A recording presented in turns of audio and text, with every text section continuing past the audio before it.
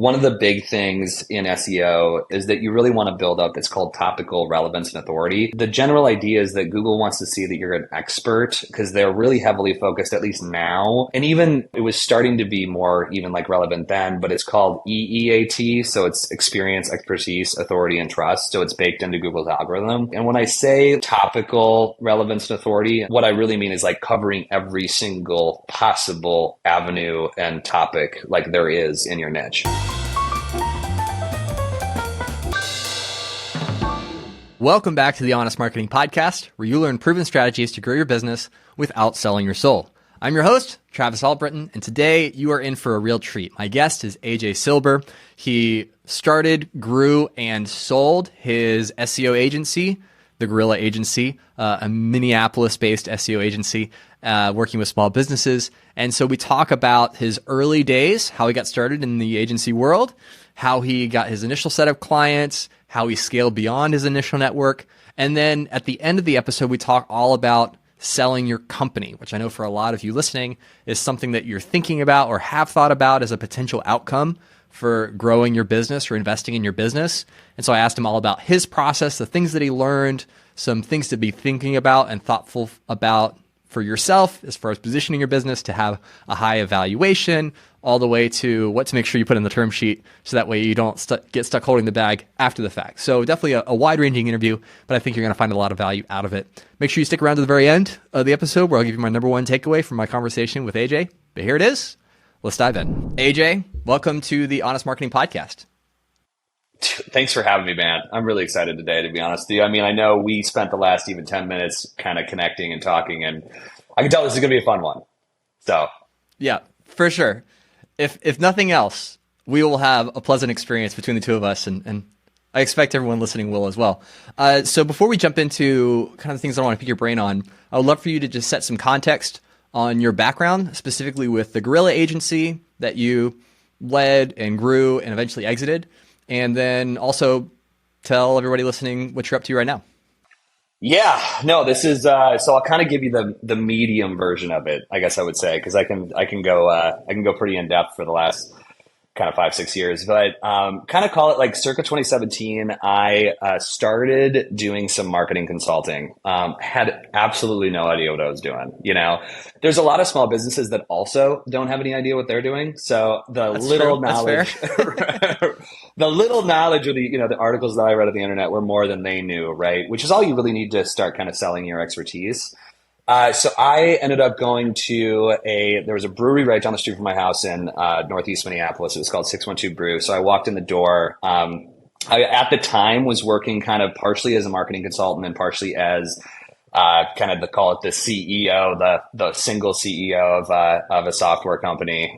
So there was two of us. It was my kind of co-founder and I.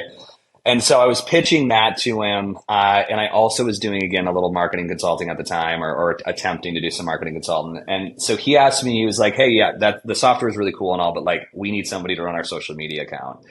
And I was like, that's something that I like definitely know how to do. So I go home, I wrote up this like very long proposal on exactly what I was going to be doing. It was like 85 pages. Fast forward to, like at the height of the Guerrilla Agency, our proposals were like 3, so like I'm just starting out. I write this long proposal up to him. I sent it out, and I specifically remember, and I'll never forget it. It was like $1,400 a month. And I was like, there's no way that he's going to be willing to pay $1,400 a month. I pulled that number, out of thin air.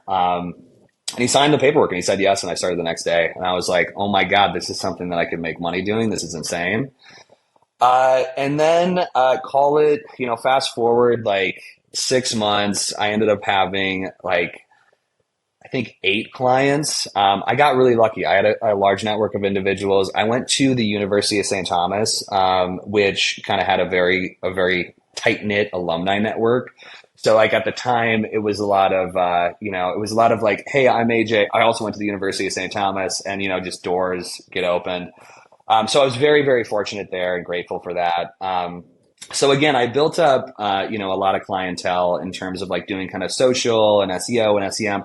And at the time, again, as a marketing consultant, the door's really wide open, right? You can do SEO, you can do social. I used to tell people that I would paint their back porch if they paid me enough money for it. And The so classic no agency model. Yes. right. Exactly. No porches were painted, by the way. But then I started really digging into SEO, and the difference between SEO and social, at least from like an agency model standpoint, was like social media. Like, hey, I'm promising likes, I'm promising follows, I'm promising engagement. I'm maybe promising that some people are going to come to the event that you're going to have on Saturday. That said, the difference again is like night and day from that in SEO, which is like lead generation, right? Like I'm getting actual leads in the door for your business and I'm looking for kind of that bottom of funnel engagement.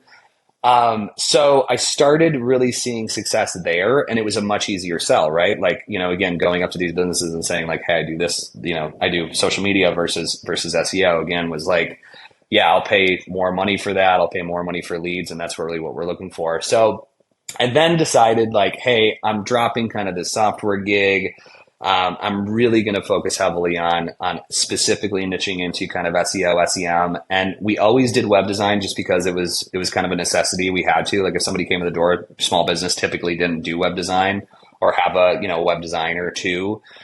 So we started doing that, and then we rebranded as the Guerrilla Agency. And then over the course of 4 years, we scaled that to kind of a multi-million-dollar agency, which was awesome. At the height of it, we had 16 employees, which is pretty rad. And we kind of had this team, this cool office over in Northeast. And then I was approached by a larger agency out of Kansas City to actually acquire that. So I ended up selling it in 2022, which is pretty sweet. Learned a lot from that process, to say the least. And then over the course of the last year, I had to kind of transition the business out. So, a part of that kind of M&A was like, hey, let's again transfer the business out. And I had a year kind of contract of doing that, year and a half. And now I'm working on a new project called Small Business Bonfire. And kind of the general gist of Small Business Bonfire is it initially started out, I acquired that website 2 years ago. I had been kind of running it as kind of my own asset of like, SEO, again, it was more of, display advertising, kind of affiliate marketing. And now I'm kind of building that out to have kind of a suite of services really that I'm offering. We have a newsletter, which is great. It's called the Bonfire Field Guide. So I'm really kind of speaking directly to kind of the internet side of your business or internet-based businesses on how to start, grow, and scale, and the kind of lessons that I learned throughout the last 4 or 5 years. And then I'm going, I currently am offering some coaching stuff. And then I'm actually building out some kind of beginner courses. Again, I think I've really been fortunate enough to work with a lot of small businesses, and that's kind of driven a lot of my passion, throughout the last 5-6 years. Like when you see like going and working for like working with like a Cargill, a Target, a Best Buy, things of that nature. And I can add like, a 0.5% of value or 0.5% of top line revenue. I mean, that's cool, right? And you get the big name brand, but when you can like double, triple, somebody's gross revenue, right, as a small business owner and change lives, like it's huge. And you create really, really great relationships that way. So that's kind of some stuff. I'm actually like going from working with, more of these, again, like small businesses, call it $1 million, $2 million plus in revenue, to like, hey, I'm making 10 grand a month. How can I go from 10 grand to 30? So that's even been an interesting thing over the last year or so too. So anyway, I hope that kind of like encompasses the whole thing. Yeah, no, it's a good framework because we're going to dig into each of those different chapters. I have specific questions I want to ask you on each. But before we go into that, I just want to tag in on the end. What's really driving you at this point in your career? Like you've had a successful exit. You're in a place where you can basically choose the path that you want to pursue moving forward. Why go into basically education? Why go into more of a service mindset of, okay, I'm going to take the things that I've learned from helping the big guys, and now I'm going to work with business owners really at the beginning of their process, their journey, when they don't even know how to spell SEO. Like I'm going to meet them there and help them get to where they want to go. What internally is driving that? Because what I see a lot is agency owners that have a certain amount of success, and they basically just like parlay that into like the next level and the next level, and they're always trying to level up as far as the size of their client or the, cachet of the brand that they're working with. Where do you feel like you are in building your personal brand and what you're wanting to lean into in the next couple of years? Yeah, thanks for asking that question. Actually, it's very interesting because again, like I think a lot of agencies run that way too, that I can specifically speak to is like when they start out, it's like, hey, I'm working with that $10,000 a month entrepreneur or $10,000 a month business. And how do I get to the $1 million mark? And then how do I level up from there and work with the Targets, the Best Buys of the world? And I think, that is, again, like from a coaching perspective, like I could go into and have went into businesses and helped kind of coach their, like specifically their marketing team or things of that nature. So that's something that I'm capable of doing. I think that it just like sets me on fire talking to a lot of these like younger entrepreneurs, right? Like some go-getters, like when you get on the phone with these cats and you're like, hey, listen, you can do this, you can do that. They actually implement the stuff and they start growing and they have a business and they're able to like quit their day job or they're able to scale their, their company further. I mean, I think that stuff, again, really like kind of, again, I guess sets me on fire, from the inside. And I learned that kind of early on because, again, a lot of times, like when we were at the agency, we did have a lot of smaller clients kind of initially. And those ones were always the most fun to work on, right? They didn't have an established business process. They didn't have a business model, that they could really scale effectively. And I think that was the stuff where it was like, hey, I can have more influence, there as opposed to like, hey, I'm just your guy who gets you leads, your leads guy. You know what I mean? Yep. So in terms of like, that's sort of what's, currently driving a lot of my passion. Just again, working with a lot of these younger, smaller businesses, younger entrepreneurs, smaller businesses. That said, I think, one of the things that we already started talking about before the call was like, I'm kind of in process of my goal is to really kind of build my personal brand up. And I think that opens a lot of doors into other businesses that I can either get, involved with, in terms of like from an advisory role or kind of a mentorship role. And then also I've got like several ideas that are kind of in different spaces right now, just in terms of like starting different businesses. So I think in terms of, again, small business bonfire, it's like, how can I help these folks in the kind of the interim? And then where can my kind of investing, right, like entrepreneurship kind of life take me, if that makes sense, while I'm enjoying traveling? Totally. Yeah, you're in Tulum right now. Yeah, which is for sure. definitely a sunnier destination than most of the U.S. when we're recording this in February, where it's like sleet and frozen rain and snow everywhere. And we got some palm trees in the background, and it's definitely nice to be able to live the digital nomad life. I know. It's big, right?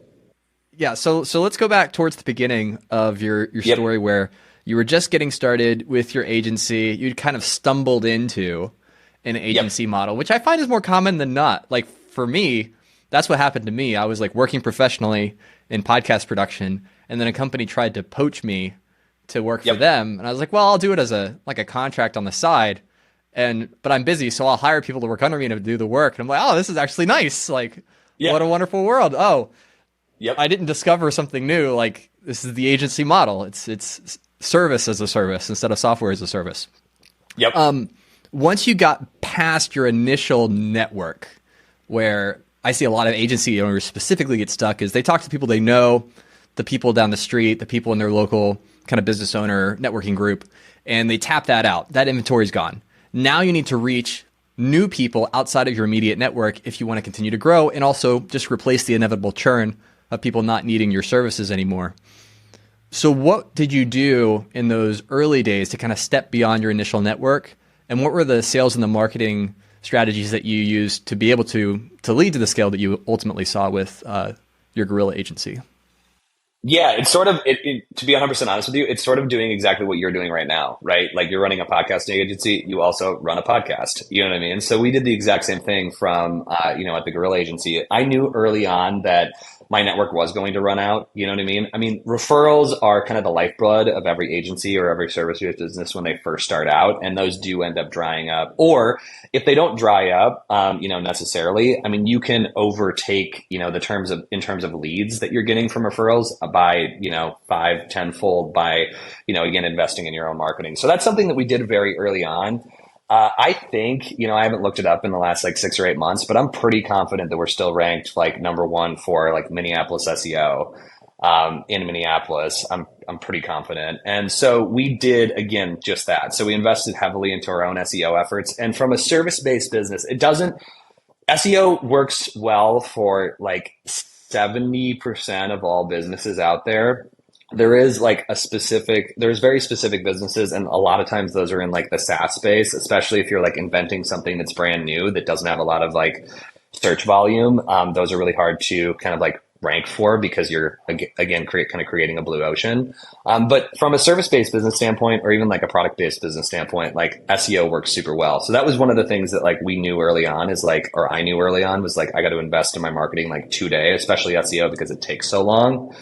And one of the ways that we were able to kind of curb that was by kind of investing into, again, like SEM. So we would do SEO, SEM, that started to kind of trickle in leads, up until the point when we were now ranking on the first page. And that eventually, just inside baseball, I mean, we backed off, investing into SEM. A lot of people can scale that up, like, hey, we're going to spend $1,000 a month and then 2, 3, 4, 5, 10, 20, 50.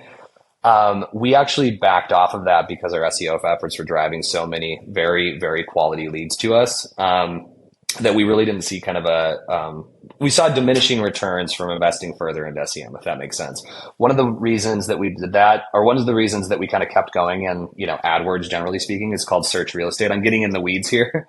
But that was another thing that, like, again, is kind of a part of our industry is like, how many times can I show up on the first page? Like, I want to show up in AdWords, I want to show up in the map pack, and then I also want to show up organically. So that was really what we did, is like invest heavily into our own kind of services in terms of marketing. Right. And for anyone who isn't familiar with SEM, that would basically be like the paid version of SEO. So SEO is you're optimizing organic content. SEM is placing AdWord bids to get in front of searches. Yeah, it includes display and like retargeting, but in reality, it's funny, I should start just using the word AdWords and SEO, but I always just say SEM. I've always said SEM, right. But yeah, really what I'm talking about is more like AdWords. Yes, AdWords showing up in the paid placements, and then organically is SEO. Yeah. Well, and it's not like SEO agencies don't know how to do SEO. So it's one thing right. to say, oh, we leaned into SEO to like gain clients. But every other SEO agency worth their salt is also doing those same things.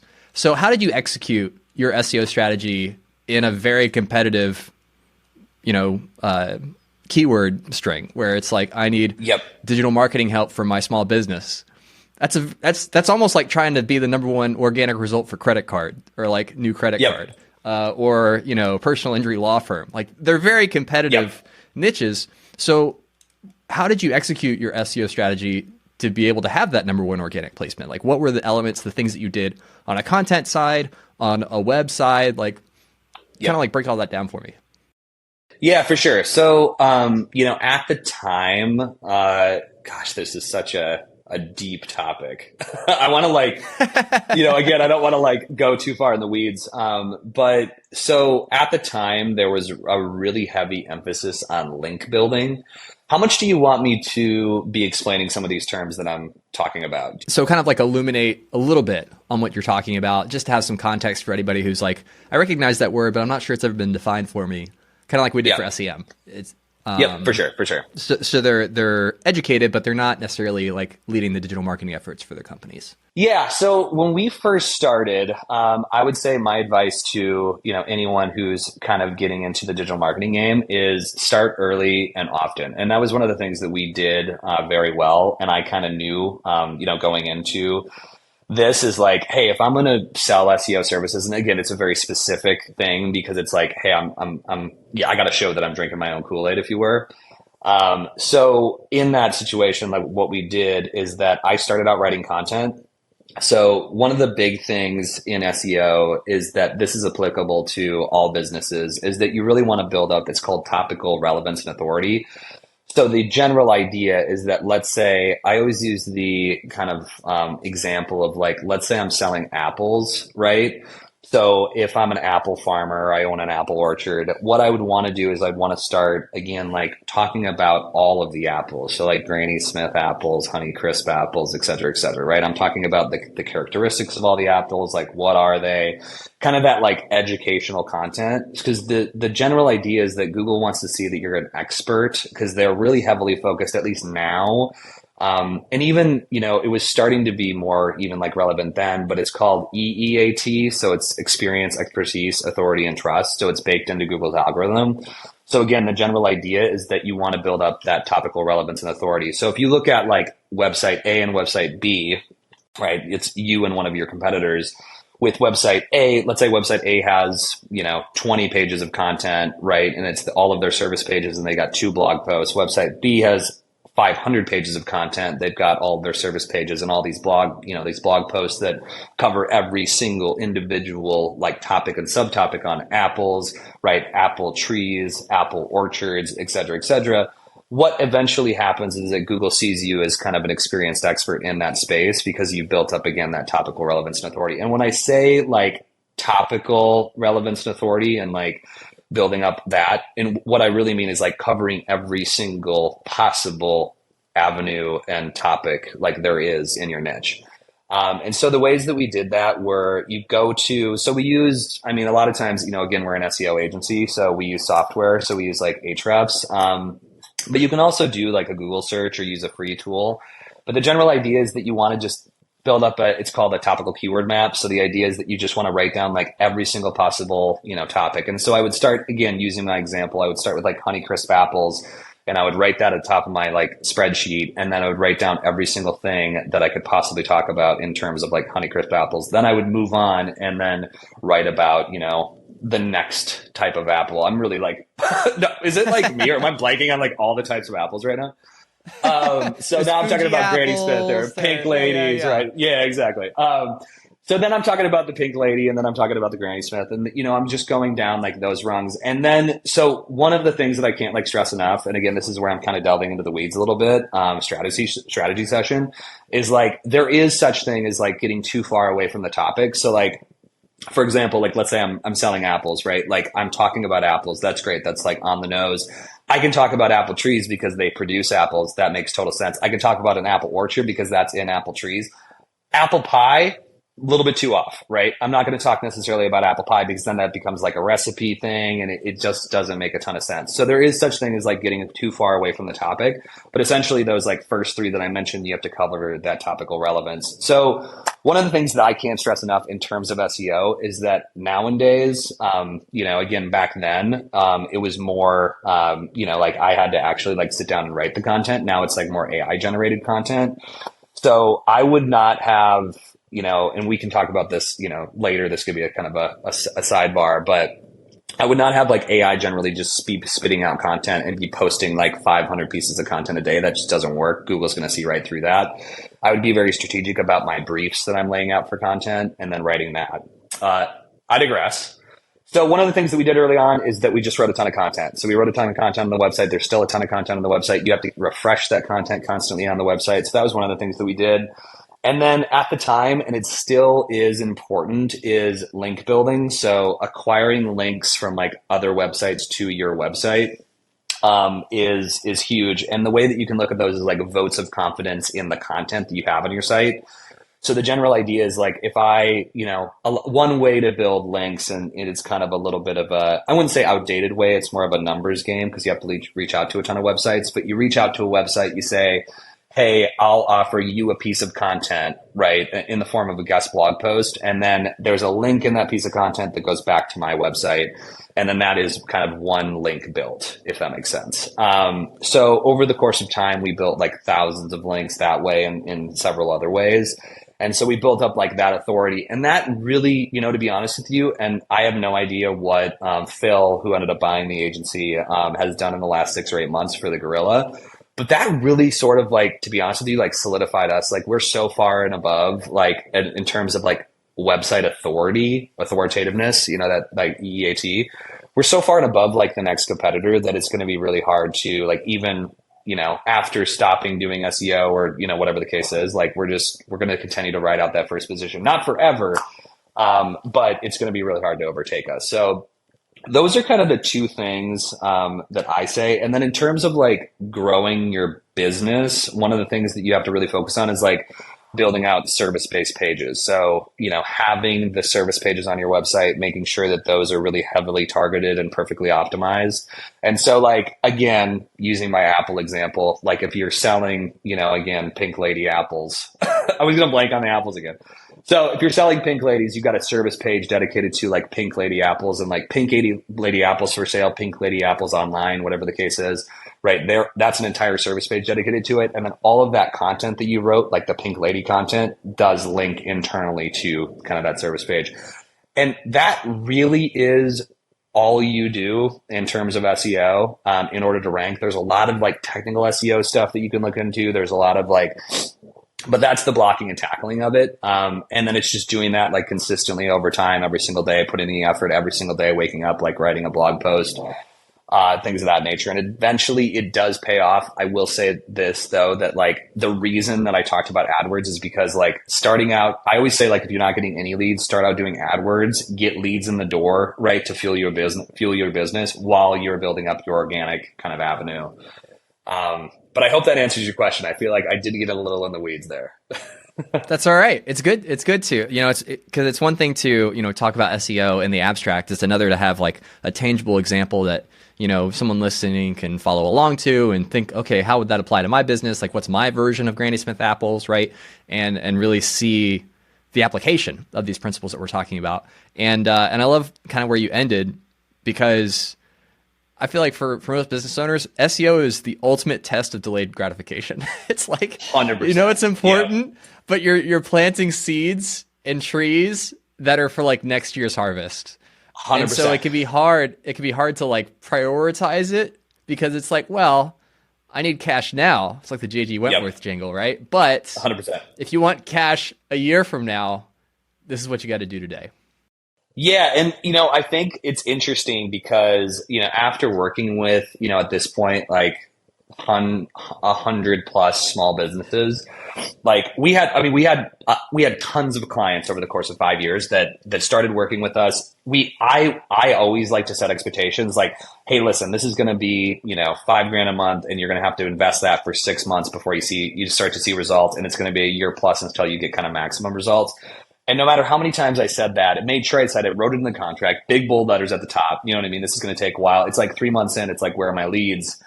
And exactly what you said. I mean, the kind of like leads in terms of SEO look like this. It's flat, flat, flat, flat, up and to the right. And typically it's like when you get on the first page, it's like that's when you start getting leads. So it is very much delayed gratification. For sure. Now, you obviously were incredibly successful at executing that strategy, because then you were able to break out of your initial network. You started getting other clients. Was it mainly a regional SEO play, like we want to dominate Minneapolis, or was it more of a nationwide focus for you guys? I would say 70% of our clients were in Minneapolis, and 30% were kind of spread across the country in no particular area. So yeah, it was very much like a local kind of play, local regional. That said, we ranked so well in Minneapolis, and it's very interesting. And I don't know if this is still true today, but if you looked up the search volume for like Minneapolis SEO, it's like 10,000 searches a month. If you look up the search volume for Chicago SEO, it's like 7,000. It's like very interesting. Like Minneapolis just happens to be, and I think because we have so many, of the kind of big headquarters in our backyard, like Target, Cargill, et cetera, et cetera. I'm not sure if that's why, but that was always kind of my inference. But yeah, so it was very much like a regional play in terms of like where the location of our clients were. And we were really targeting kind of that like 5 to call it $25 million business. We had a couple of businesses that were like north of 500 million. And that again was like, it was a drop in the bucket in their marketing spend. So they would always be looking for like, hey, we have a new marketing director coming in and we want to get another agency because they worked with somebody. Our bread and butter really, like we had clients that I had in 2017 that when I exited the business, I think there was 10 of them out of the 50 that we had that I had started working with in the first year. And those are always, back to our previous discussion, the most fun to work with. But I think that for the most part answers your question. It does. Yeah. And it's always helpful to know like the context for somebody's business and the footprint and what they've built when you start to talk about selling your business, which is an outcome that a lot of business owners have, right? That they have a passion for something now, but they know it's not going to be the thing they're doing for 50 years. Like they're not building a multi-generational family business. It's a season in their life where they really want to execute or sprint or take advantage of some blue ocean, knowing that there's a potential exit on the back end. So now that everyone kind of has an understanding of what you built and how you grew it and kind of what it looks like, the framework for it, I'd love to talk a little bit about your story of basically selling your company. So I would love to hear more about, why they approached you. Like what were the things that you had built or created that were valuable to them, why they would want to buy you versus somebody else who was serving a similar area in a similar niche. And then what was kind of your internal dialogue yourself among the team about, is this the right time to sell? What's our valuation? What would our company be worth to somebody? What would be the terms of that sale? Because those are all variables that you have to consider. It's not like, you see this press release, so-and-so sells a company for $100 million. It's like, oh, well, they got a check for $500,000. Like there's all these things that don't make the top line press release. So I would just love to hear kind of like that story and kind of all the things that went into that. Yeah, and I guess the story really kind of starts around the time that I would say that I hired my fifth employee. Let's call it fifth or sixth employee. I knew very early on that the only way, and to be honest with you, I built the agency to sell it. I mean, that was the goal, right?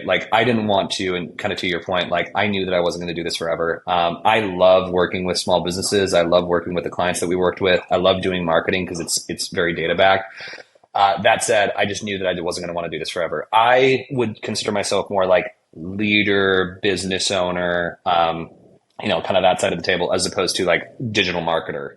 I was and am good at digital marketing. But I always kind of had the mindset of I can hire people that are better at this than I am, to kind of grow the organization. So really what happened is that I, over time, had worked myself out of the day-to-day operations. Have you ever read the book, The E-Myth? Oh yeah. Oh absolutely. Yeah. Love it. Such a great book. Required reading for every entrepreneur. 100%. Every time that somebody's talks to me about entrepreneurship, I'm read the E-Myth and then come back to me.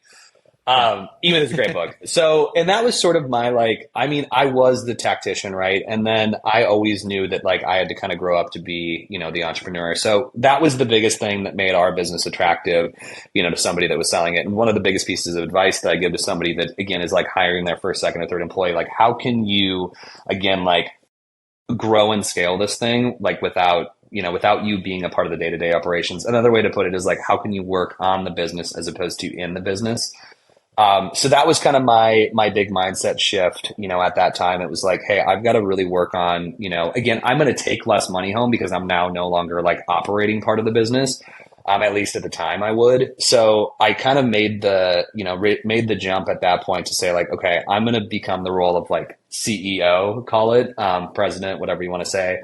And I'm going to kind of become more of that visionary, hey, here's where we're going. Here's how we're going to get there. Here's our services. Here's who we're hiring. Here's how to motivate these people, et cetera, et cetera. So by the time that I had sold the business, I was no longer really working in the day-to-day operations, which is really the only way that you're going to be able to sell a business. You can't get up. I mean, even if you had maybe if you had $100 million company, right? But if you had $1 million, right. If you had $1 million in EBITDA and you were doing 3 key pieces in the business, nobody's going to want to come in and buy it because they're going to have to replace you, which, you've essentially made yourself the face of the business and you're really, really, really hard to replace. I was not very replaceable. At that time I was motivating the team and ordering pizza, I'm half kidding because I can order a mean pizza. But no, so, and that was kind of what really kickstarted this whole thing is now I'm working again more on the business, not in the business. And over time I was, again, trying to become more of the face of the business. So I would say that's my biggest piece of advice to, anybody that's looking to, grow and sell their business is they're going to have to become, again, that CEO role as opposed to, the operator role. That said, outside of that, one of the things that, I had been thinking about is that at the time of sale, and this is something that I didn't really even know, is that business is obviously in the M&A kind of even runs in cycles, right? And it follows really the kind of the economy. So when the economy kind of like boomed up, like post COVID, it was just a very, very perfect time to sell. Valuations were high with businesses. I started kind of digging into like what our business is worth. And I remember like getting the number and I'm being like, damn, okay, like that's pretty solid, right? Getting the valuation Yeah. was pretty cool. And so I was like, man, if that's the case, if that's kind of what the offer is on the table, like I'm willing to walk away from the business, not because the offer was so high, but more because it was like, okay, this is going to be, again, like at kind of like where I'm at in my journey, like life-changing cash. And on top of that, it was more like, hey, I can now like focus my effort and energies on like something else in like the entrepreneurial space. Because again, I get bored with stuff, to be 100% honest with you, like, I get bored with like the places that I'm living, hence why I'm like traveling in Tulum, right? Like I get bored very quickly. So like after 4 or 5 years of doing it, it was like, okay, what's the next thing? What's the next chapter in my life? Because I've always seen it, and this isn't the case for everybody, because there are, again, entrepreneurs that, as you said, like build legacy businesses that they hand down their kids. I'm more like, how can I build a business to the point where it's like running itself in like 5 years and then sell it again? And like, how many of these can I like possibly do? And that's sort of like, or how many of these can I like hand off to, a new CEO or whatever the case is to kind of like more work on the board of directors and then start another thing. So like, I've always been that like entrepreneurial, scrappy, like get it from like, 0 to like 2 to 5 million and then hand it off to somebody else. So that's kind of like where my passions sort of lie. And again, what I want to do with this next thing, but those are sort of like some of my thought process going into this. I don't know if that sparked any additional questions or I didn't answer some of your questions. I kind of like went on a little bit of a rant there. Sure. Well, a couple questions. What was your business valued at an EBITDA multiple? Is that how the valuation came through or? Yep.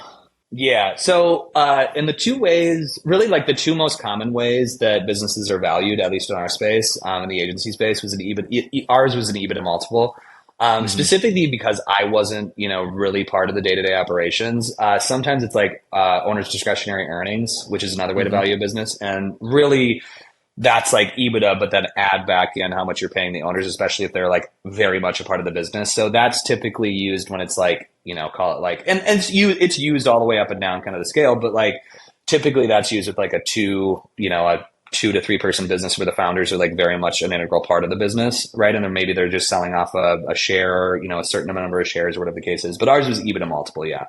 Okay. And then what was the term sheet like when you were negotiating your exit? Because it's rare to just basically get a check or a direct deposit and then it's like, yep, I turn in my 1 week notice, here's your company.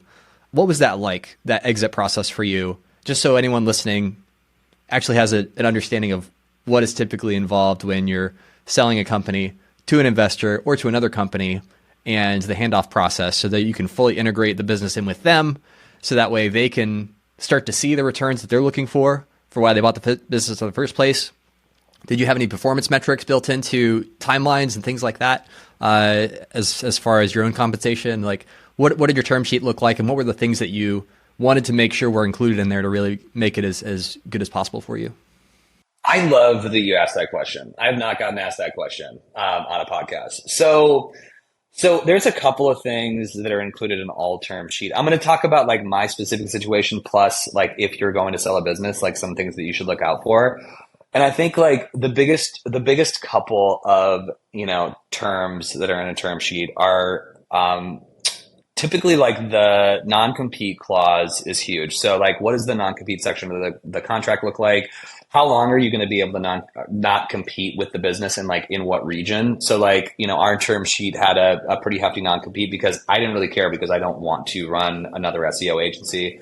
That said, typically what you're looking at is like, you might have a global non-compete. Sometimes they, put that in there. It's like globally, you can't compete like at all for like 2 years, right? Or a year or whatever the case is. And then for another additional 2 years, you can't compete in these regions, or like, indefinitely you can't compete in these regions. And that's very like every single contract that you ever read is made up by people that are no smarter than the two of us, right? So like you can put whatever you want in there. It just depends on somebody's going to agree with it. But typically what you'll see is like, again, it'll be like a geographic, like location non-compete, and then, the length of time non-compete. So that's going to be in there for sure. And so ours was, again, pretty standard, maybe a little bit more than standard, but again, I didn't really care because that's not something that I'm really wanting to get back into business doing. So that was in there for sure. Another thing is there's traditionally three payouts, I guess, payout strategies, I guess you could call them. Or most traditional like payout strategies. I'm not going to talk about the exchange of stock in another company, but that is a strategy. But I guess it's really, I guess you can call it that. That's one. So let's say there's four, but you could get a buyout in the form of stock. Discover just sold to Capital One in an all stock. All right? stock. It's like, and the reason that which is pretty rare though. It's pretty rare. Yeah. And the reason that I leave that one out because the audience isn't, probably selling to discover, I'm like, and traditionally people aren't selling to discover. And those multiples are insane, right? Like when you get into selling to a public company, I mean, it's 20 times EBITDA, because they're looking at it as like, okay, well, we're selling for 20 times earnings right now. If we buy that company, then they're going to sell for 20 times. So then it's a whole different beast. Right, because then it's also what's the stock lift? What's the stock lift of this announcement? Yeah, right. It's like when Amazon bought Whole Foods for free because the stock of Amazon rose and the increased market cap was more than what they paid for Whole Foods. Like there's some funny math that goes on in the stock world. I know. So if we're excluding a stock sale, which I would never, ever, ever, ever, ever recommend for a business, and here's why is because I've seen too many businesses get screwed over by doing that. Like, for example, if you wanted to buy my business and you said, I'm going to buy it for 100% stock or, 30% stock in my company or in your entity, you're a private business. Like, okay, you don't take an owner's draw for 10 years. I don't get paid. And on top of that, if I don't get paid until you sell your company. If you never sell it and then it turns down, okay, then I'm out my cash. But anyway, sorry, I digress. So there's traditionally in these term sheets, there's traditionally three ways that so cash is one of them. Like how much cash am I going to make? And then there's something called an earnout. So if I'm going to now work for the next company, what are some metrics that I have to follow in order to, in order to get paid. And typically that's a tiered approach. So it's every 6 months we'll check metrics and figure out if I'm going to release this much cash to you. And then the final way is a seller's financing. So I essentially am providing a note or a loan to the person that's buying the business. I appreciate you speaking candidly, because there's a lot of luster. There's a lot of rose-colored glasses around acquisitions and selling your company. And so it's also helpful to be able to count the cost ahead of time and know kind of what to expect, and I've heard, obviously arguments for each of these cases, not necessarily much the stock case. But with cash out, the idea is you've capitalized on the business as it is currently constructed. It's you're at a certain size, a certain scale, certain evaluation, and then blending or being acquired into another company, there is a lot of variables that are outside of your control. And so you can't guarantee that it will continue to perform at the clip that it has been. And so you're kind of hedging towards your own capabilities and what you've built so far instead of betting on yourself to be able to continue to perform or perform better, partnering with somebody else. Yep. The other cost account as an entrepreneur is if there's some kind of earn-out clause or a time-based performance period where, you get 25 or 30% of the sale up front and then the rest of it is in payments over several months or years, that means that you're now an employee again, which for a lot of entrepreneurs feels like, indentured servitude. It's I can't escape. I have the golden handcuffs. I have to work here. I have to work as an employee for a certain period of time to earn my payout. And I know more than one entrepreneur that sold their company with an earnout clause and ended up leaving early and leaving money on the table just because they could not personally do it anymore. They couldn't show up to work anymore. It just wasn't in their DNA. Yeah. And I'll actually speak. That was my third thing, right? And so first thing again is hey, what is the non-compete clause going to be? How are you going to get paid? And then how long do you have to work at the company for? And those are kind of the three big parts of this really lengthy contract. I would say, I think there might be one more, but I'm kind of blanking on it. But yeah, that was a big thing for me too, is how long am I actually have to work for the company? Because I knew going in and I had read, again, I had never sold a company before, but I had read enough, I had done enough research and talked to people who had sold their, companies to understand when you sell your company, and let's say you sell 100% of your company and you don't own stock or equity, even if you do own a smidge of equity in that new company, you're an employee. That's what you are.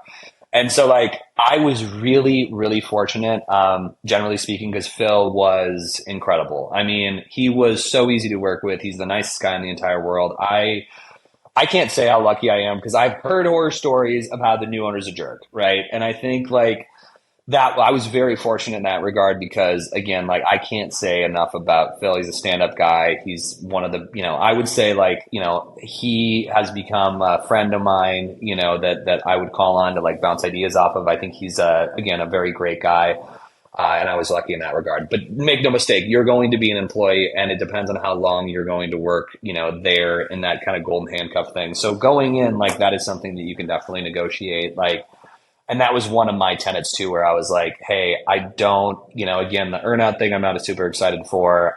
The how long I have to work at the business, I wasn't super excited for. So I went in, I think like I would say that one of the things that I've always been good at naturally and got better over time with practice was sales and negotiation. And I think one of my big things is, are kind of like one of the things that I always revert back to is like always be the buyer, you know what I mean?